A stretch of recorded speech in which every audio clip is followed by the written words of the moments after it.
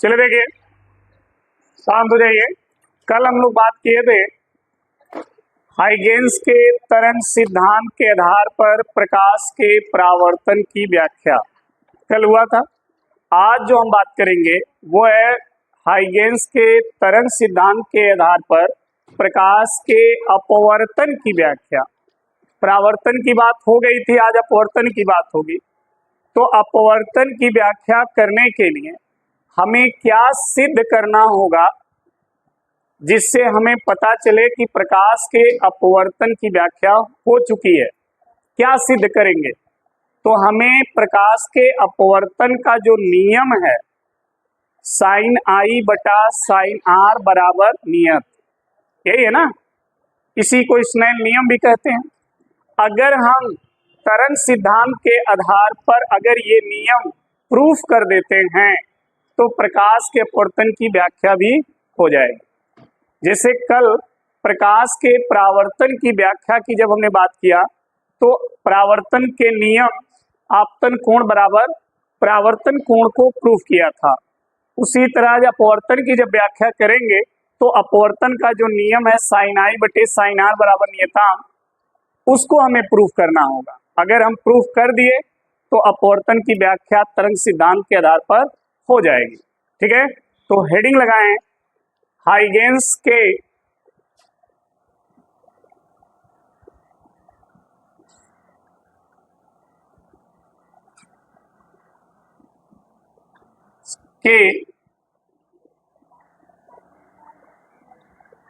तरंग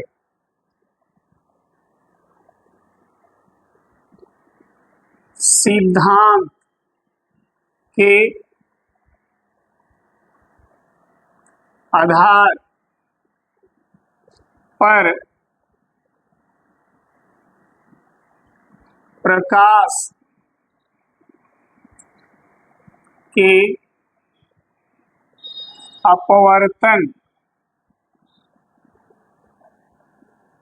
अपवर्तन की व्याख्या। ठीक है, और ये भी देखिए बहुत इंपॉर्टेंट है।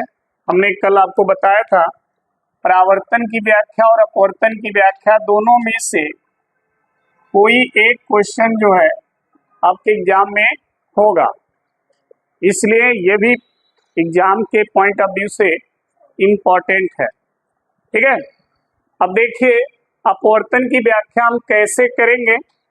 इसके लिए हम एक पृष्ठ लेंगे, अपवर्तक पृष्ठ। ठीक है, अपवर्तक पृष्ठ क्या होता है? जिस पर प्रकाश पड़ करके दूसरे माध्यम में प्रवेश करती है, उस पृष्ठ को हम अपवर्तक पृष्ठ कहते हैं। तो यहाँ पर भी हम ऐसा ही एक पृष्ठ मानेंगे। ये एक पृष्ठ है, ठीक है, और यह पृष्ठ, इस पृष्ठ का नाम है M1 M2, और यह पृष्ठ दो माध्यम को अलग कर रहा है। एक माध्यम है जो ऊपर है, माध्यम 1, ये माध्यम 1 है, और इस माध्यम को हम विरल माध्यम कहते हैं। ठीक है, और जो नीचे जो माध्यम है वो माध्यम 2 है, माध्यम 2, और ये है सघन माध्यम, ये सघन माध्यम है। ठीक है जी, ऊपर वाला माध्यम 1 विरल माध्यम है और नीचे जो माध्यम है वो माध्यम 2 सघन माध्यम है। इन दो माध्यम को यह पृष्ठ क्या कर रहा है? अलग कर रहा है। इस माध्यम में, विरल माध्यम में जो प्रकाश की चाल है वह चाल V1 से डिनोट की जा रही है, और इस माध्यम में जो प्रकाश की चाल होगी वो, क्योंकि माध्यम बदलेगा तो प्रकाश की चाल क्या होगी? बदल जाएगी। इसलिए दोनों माध्यम में चाल अलग अलग होंगे। अब बात आएगी किस माध्यम में चाल अधिक होगा और किस में कम होगा। तो ध्यान रखिएगा, विरल माध्यम में जो चाल है V1 वो सघन माध्यम के चाल V2 से क्या होगा, अधिक होगा। यानी इसमें प्रकाश की चाल अधिक होगी और इसमें प्रकाश की चाल कम होगी। ठीक है, बैठ जाइए बेटा उसको। ठीक है, ध्यान रखिएगा इस चीज को। अब इसके लिए हम क्या करेंगे, एक समतल तरंगाग्र लेंगे। ठीक है, एक समतल तरंगाग्र, ध्यान देना। मान लेते हैं यह एक समतल तरंगाग्र है, ऐसे तरंगाग्र का नाम है ए बी और ये विरल माध्यम में V1 वेग से आ रहा है।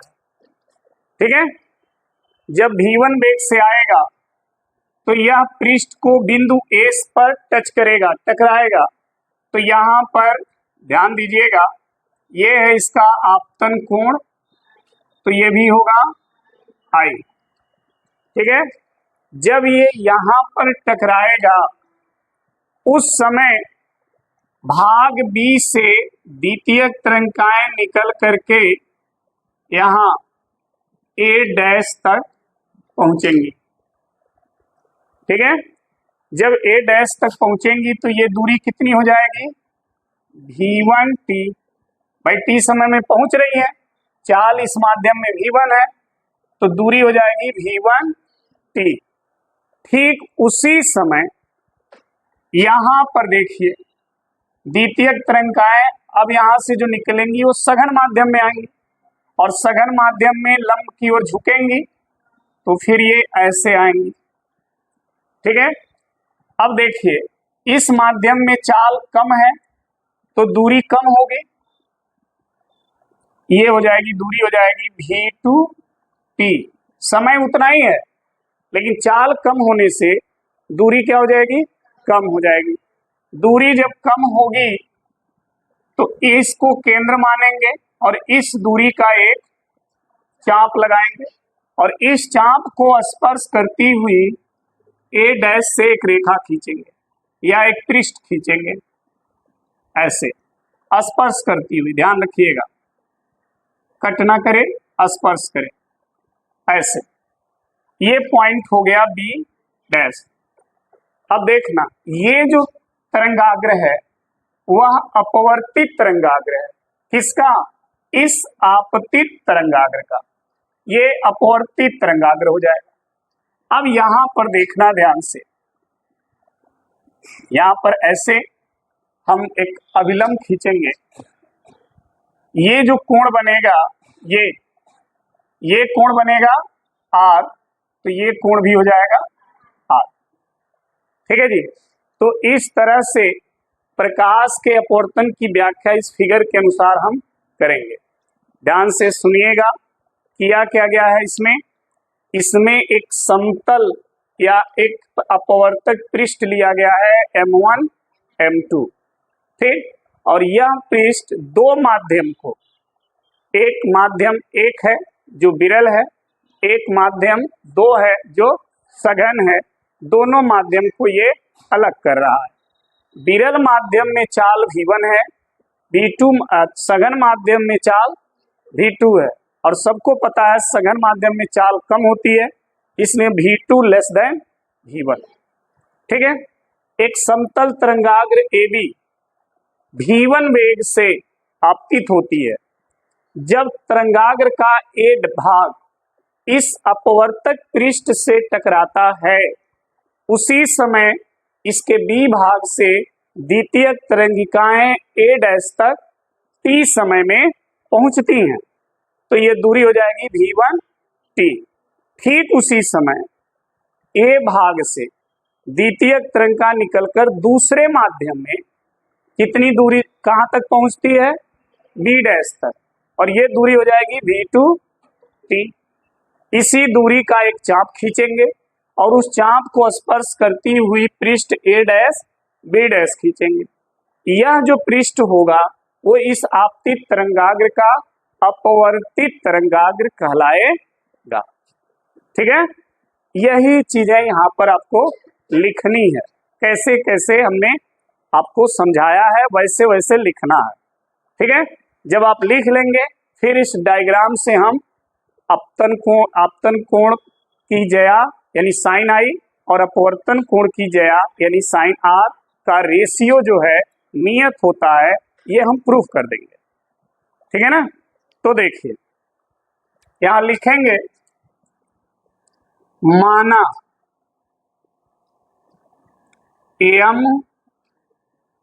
एम डैश एक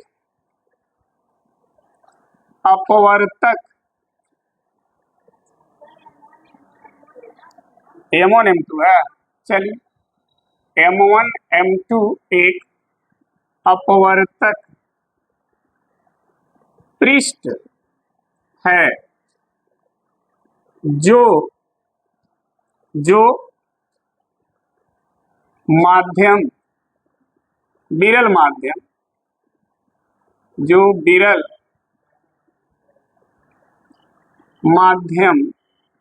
एक और सघन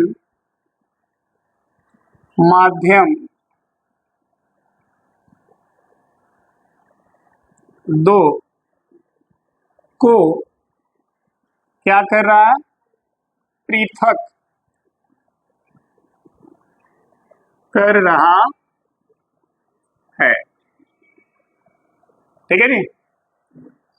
जो हमने M1 M2 अपवर्तक पृष्ठ लिया है वो विरल माध्यम एक और सघन माध्यम दो को क्या कर रहा है, पृथक कर रहा है। ठीक है। विरल माध्यम में चाल क्या है, V1 तथा सघन माध्यम में चाल क्या है, V2 है।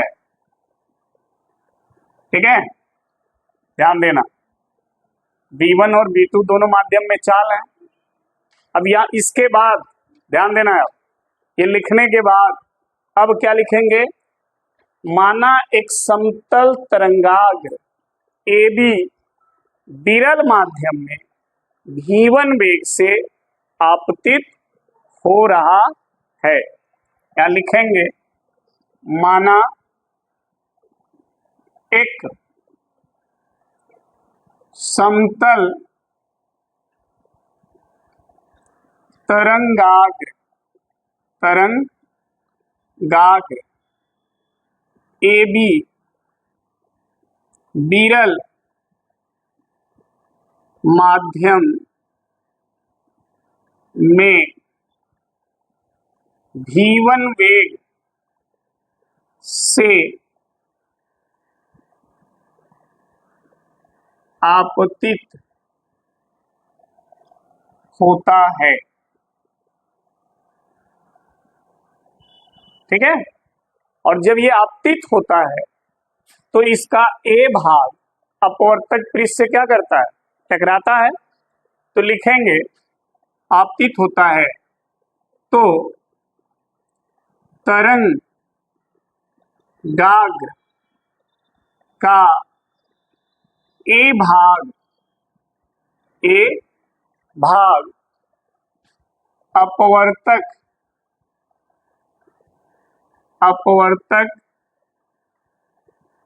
पृष्ठ से टकराता है।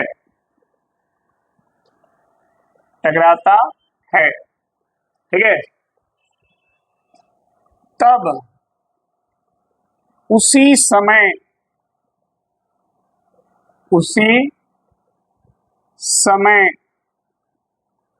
B भाग से द्वितीयक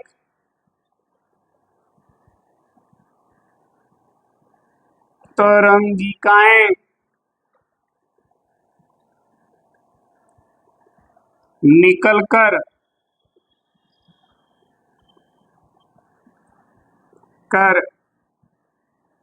T समय में में ए डैश तक पहुंचती हैं, जहां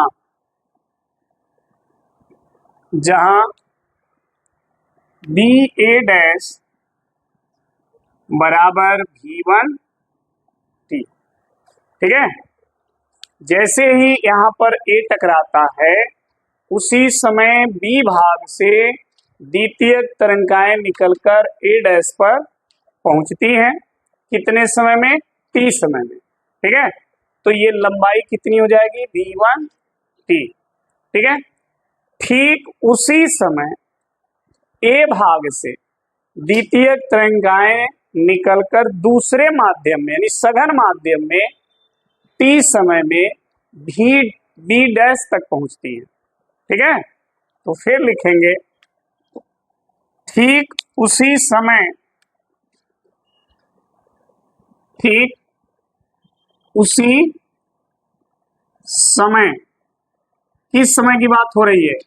जिस समय बी भाग से द्वितीयक तरंगा ए डैश तक आती है उसी समय ए डैश से ए से द्वितीयक तरंगा निकलकर दूसरे माध्यम में बी डैश तक आती है। इसीलिए लिखा ठीक उसी समय भाग ए से द्वितीयक तरंगिकाएं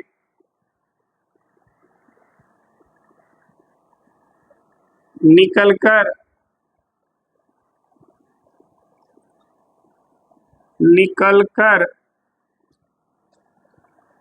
बी डैश तक निकलकर एक दूसरे माध्यम या सघन माध्यम निकलकर सघन माध्यम में T समय में बी डैश तक पहुंचती है। ठीक है, जहां ए बी डैश बराबर B2 T। ठीक है जी, दूसरे माध्यम में ये B2 चाल से T समय में बी डैश तक पहुंच रही हैं, तो दूरी हो जाएगी ए बी डैश बराबर B2 T, क्योंकि इस माध्यम में चाल क्या है? B2 है। ठीक है, अब क्या करना है? जब यहां पहुंचती हैं तो ए को केंद्र मानकर B2 T दूरी का एक क्या करेंगे? चाप लगाएंगे। लिखेंगे ए को केंद्र मानकर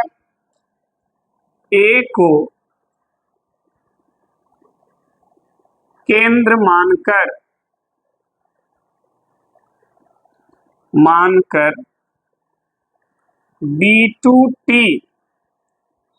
दूरी का एक चाप ए बी डैश लगाते हैं तथा इस चाप को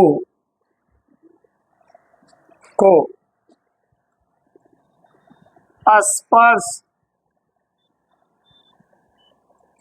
करती हुई पृष्ठ ए डैश बी डैश खींचते हैं, जो आपतित तरंगाग्र AB का अपवर्तित तरंगाग्र ए डैश बी डैश होगा। ठीक है जी, समझ में आ गई बात? जब ये यहां तक पहुंचे तो ए को केंद्र मानकर ये दूरी लेकर एक चाप लगाएंगे, फिर इस चाप को स्पर्श करती हुई एक पृष्ठ खींचेंगे और यही जो पृष्ठ है ए डैश डी डैश वो आपतित तरंगाग्र ए बी का अपवर्तित तरंगाग्र हो जाएगा। ठीक, तो इतना तो आपको लिखना पड़ेगा। अब आते हैं डायग्राम पे। ठीक है, डायग्राम में ध्यान दीजिएगा, अगर हम इसको साइन लें तो लिखेंगे त्रिभुज त्रिभुज ए बी ए डैश से। ठीक है, और ये त्रिभुज समकोण त्रिभुज है, ध्यान रखना। तो साइन आई बराबर क्या होगा, लंब बटे कर्ण। साइन का फॉर्मूला क्या होता है, लंब बटे कर्ण होता है ना, लंब बटे आधार तो tan होता है, लंब बटे कर्ण। लंब है बी ए डैश, लंब है बी ए डैश और कर्ण है ए ए डैश। ठीक है, देखो बी ए डैश की लंबाई कितनी है, B1 बटा ए साइन आई का मान हो गया। ठीक है, अब देखना ध्यान से, अब दूसरा त्रिभुज लेंगे, ये वाला A B dash A dash, A B dash A dash से, और यहां पर साइन आर का मान निकालेंगे। ये भी समकोण त्रिभुज है। साइन आर बराबर, देखो ये है लंब और ये है कर्ण, तो लंब है ए बी डैश बटे ए बी डैश का मान देखो कितना है, B2 बटे ए डैश। यहां तक समझ में आ गया। अब देखो, अब ये साइन आई की वैल्यू है और ये साइन, तो अब हम लिखेंगे साइन आई बटा साइन आर।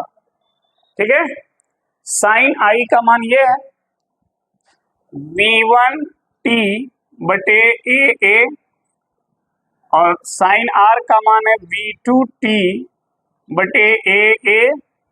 ऐसे दोनों के बटे में ए डैश है और दोनों बराबर है, कट जाएगा ना। तो अब बचा क्या, साइन आई बटे में साइन बराबर B1t बटा B2, दोनों में देखिए टी भी है ना, टी से टी को काट दीजिए तो आपको क्या मिलेगा, ध्यान देना। अब मिलेगा आपको साइन आई साइन बटा में साइन बराबर B1 बटा B2। यहां तक कोई दिक्कत? अब आप ध्यान से सुनिएगा हमारी बात को। आप एक फार्मूला पढ़े होंगे, अपवर्तनांक बराबर y में प्रकाश की चाल बटे माध्यम में प्रकाश की, पढ़े है ना। यहां पर y में प्रकाश की चाल क्या मानी गई है, तो यहां पर हम क्या लिख सकते हैं, और माध्यम में प्रकाश की चाल B2, यानी B1 बाई B2 को हम क्या लिख सकते हैं, म्यू अपवर्तनांक। तो इसके जगह हम म्यू लिख दें तो क्या हो जाएगा, म्यू बराबर साइन आई बटा साइन, और यही स्नेल का क्या है, नियम है, और इसी को अपवर्तन का नियम भी कहते हैं। तो ये प्रूफ हो जाता है तरंग सिद्धांत के आधार पर अपवर्तन की व्याख्या। ठीक है, नीचे लिख देंगे इसे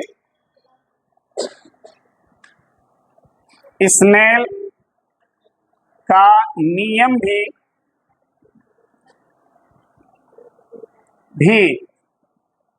कहते हैं। ठीक है जी। तो इस तरह से हाइगेंस के तरंग सिद्धांत के आधार पे प्रकाश के अपवर्तन की व्याख्या हो जाती है। क्लियर? अगर आपको कहीं किसी को दिक्कत हो तो पूछ लीजिए, ठीक है? सबको ओके, डन, नोट करिए।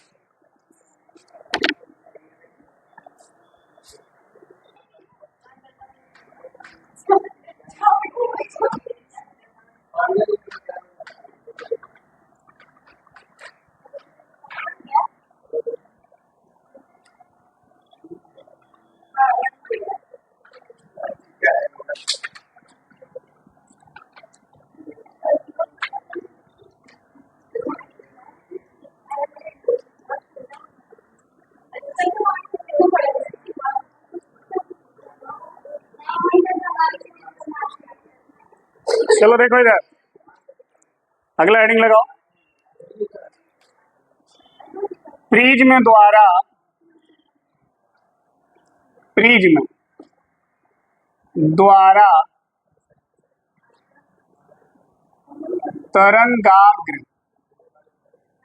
का अपवर्तन,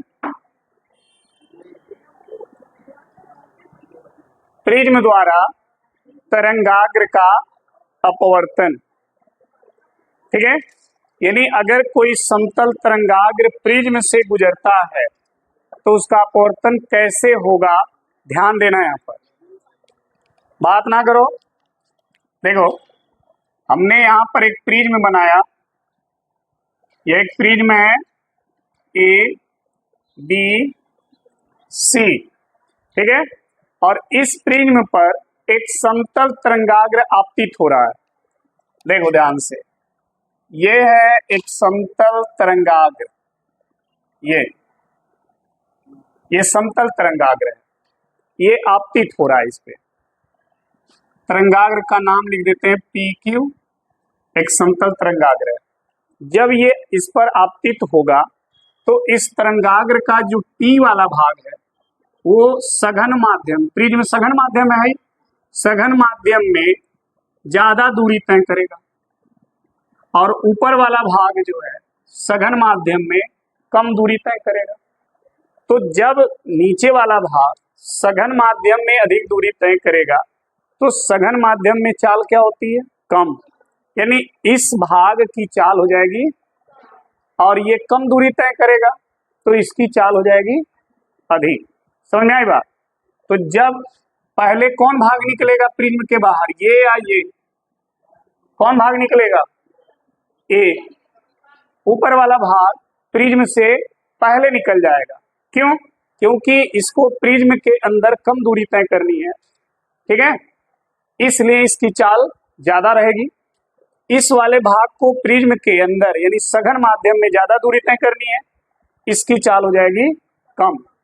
तो अब देखो, अगर ये तरंगाग्र है, ये वाला भाग स्लो चल रहा है किसी भी रीजन से और ये तेज चल रहा है, ठीक? तो ये कैसे हो जाएगा, ऐसे होता जाएगा भाई, है धीरा चल रहा है ना, और है ऊपर वाला तेज चल रहा है, तो ऐसे हो जाएगा, यानी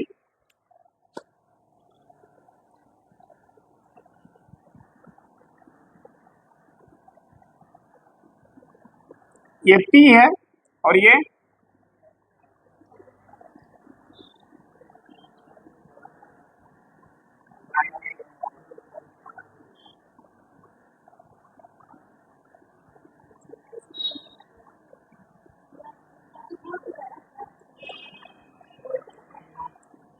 समझ में आ गया?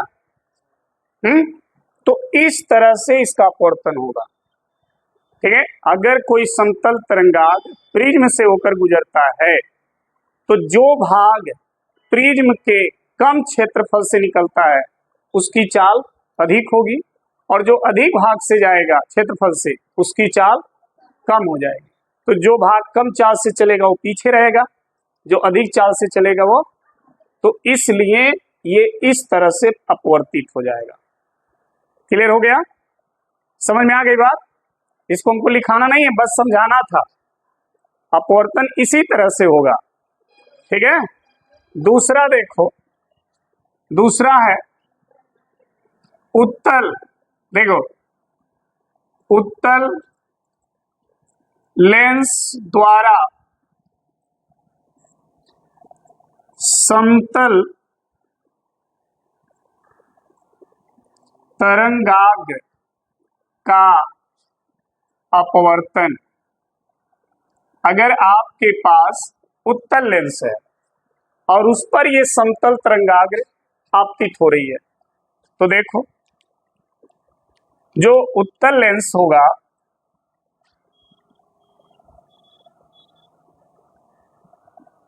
वो ऐसे ही होगा, ये उत्तल लेंस है, ठीक। और यह है एक समतल तरंगाग्र पी क्यू,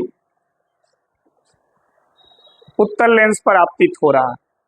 देखना ध्यान से, तरंगाग्र का पी और क्यू वाला भाग ये लेंस के इतना ही एरिया को क्रॉस करेगा और बीच वाला जो भाग है ज्यादा एरिया को कम करेगा, ठीक है। यानी बीच वाले भाग की चाल कम हो जाएगी और दोनों साइड पे चाल ज्यादा हो जाएगी, ठीक है। तो जब इससे ये तरंगाग्र बाहर निकलेगा तो ये और ये आगे बढ़ चुके होंगे और ये तरंगाग्र इस तरह हो चुका होगा। समझ में आ गई बात?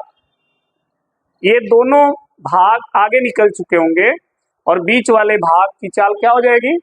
कम, क्योंकि बीच वाले भाग को ज्यादा सघन माध्यम में चलना है तो इसकी चाल कम हो जाएगी और इनको कम सघन माध्यम में चलना है तो इन दोनों की चाल अधिक हो जाएगी, जिससे इस समतल तरंगाग्र का अपवर्तित तरंगाग्र ऐसे बन जाएगा। क्लियर? अब आते हैं, मान लो अवतल लेंस पर अगर समतल तरंगाग्र पड़ता है तो क्या होगा? तो देखिए, दो हो गया, पहला, दूसरा, तीसरा है अवतल लेंस द्वारा समतल तरंगाग्र का क्या? अपवर्तन। ठीक है जी। इसके लिए देखो, यहां पर एक अवतल लेंस हमने बना दिया,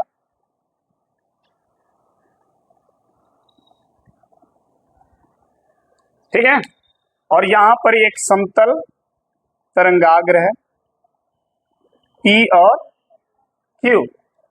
अब समझ में आ गया होगा, P और Q जो भाग है वो अधिक सघन माध्यम में चलेगा, इनकी चाल हो जाएगी, और बीच वाला भाग कम सघन माध्यम में चलेगा तो उसकी चाल हो जाएगी, तो बीच वाला आगे निकल जाएगा, P वाला पीछे हो जाएगा, तो ये इस तरह हो जाएगा। समझ में आई बात? ये P और ये Q, ठीक है, बना लो।